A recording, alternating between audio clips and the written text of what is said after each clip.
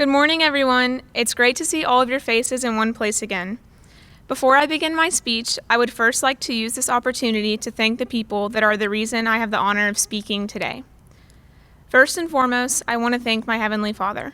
The Lord is my rock and my motivation. He has blessed me with all that I have and all that I am. The Lord deserves the credit for my accomplishments, and He is the reason we're all here today. So all of my thanks and praise go to Him. Second, my parents are two of the most strong, loving, and fantastic people I've ever known. They have provided me with the best childhood, and there will never be enough words I could say to honor them or thank them enough. So I simply and sincerely say thanks and I love you. Additionally, I'd like to thank my older brother Keaton and my twin Charlie, who have always been there to support me, provide a laugh, and remind me not to take myself too seriously. Lastly, thank you to the rest of my family and friends who have supported me and my peers throughout the years. My teachers and mentors, administration, and the school board and district workers. It has been great growing up in the school district, and I am so thankful for the time many of you have sacrificed on the school's and students' behalfs. You are greatly appreciated. Now, opposite of Dylan, I've been asked to reflect on the future.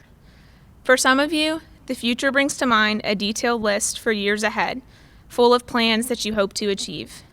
Or, if you're anything like me, plans concerning your future are, for the most part, undecided. Whether or not you have your future planned out, however, all of our futures have something in common. Our journeys will never be the clear and straight path that we envision.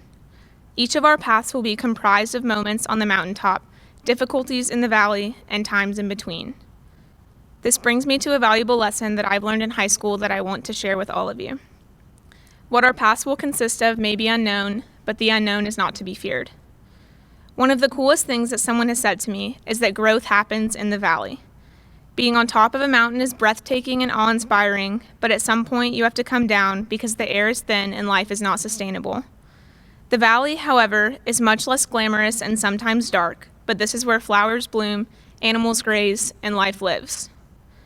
I spent a great deal of high school concerned with the possibility of failure, mistakes, or life not going the way that I had planned for it to go. With all of that worrying, however, my path often took unexpected turns, and life rarely transpired in the ways that I had intended. The most evident example of this, obviously, would be the virus. I hesitate to bring it up because it doesn't define our time in high school, and I don't want to make this speech about it, but I do believe that there are valuable lessons to learn from it. I know that many of us are upset and disappointed with the way that our senior year ended. We all expected countless celebrations on the peak that is our high school graduation as we looked back at the path that we've climbed for the past 4 years. Instead, our path took an abrupt halt as we've been isolated from our peers during our last few months together. However, as I'm sure many of you have seen on social media and the news, there have been positive changes that have been kindled by this virus. To name a few, the earth is healing, community service has increased, and we've been able to spend so much time with our loved ones before we embark on a new journey.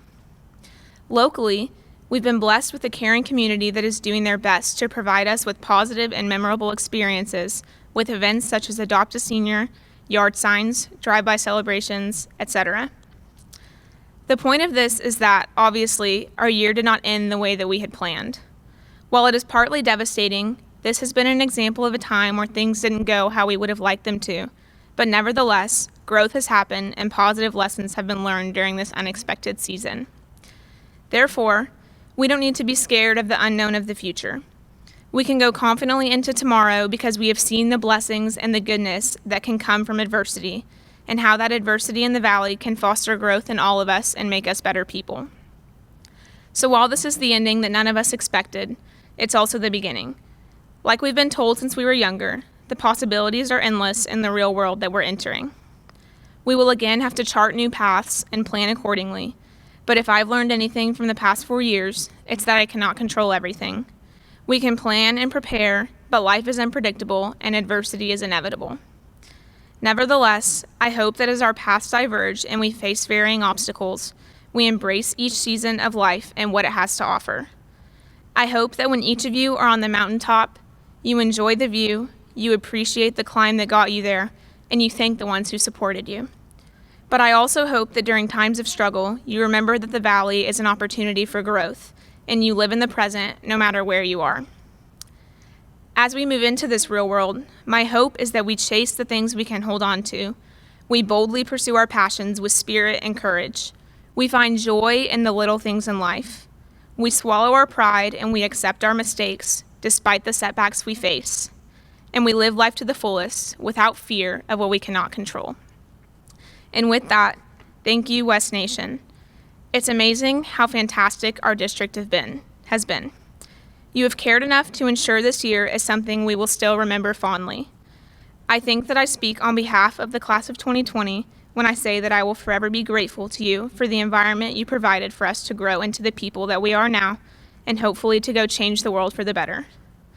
My experiences can be epitomized with a quote by Winston Churchill. "Success is not final, failure is not fatal, it is the courage to continue that counts." Thank you.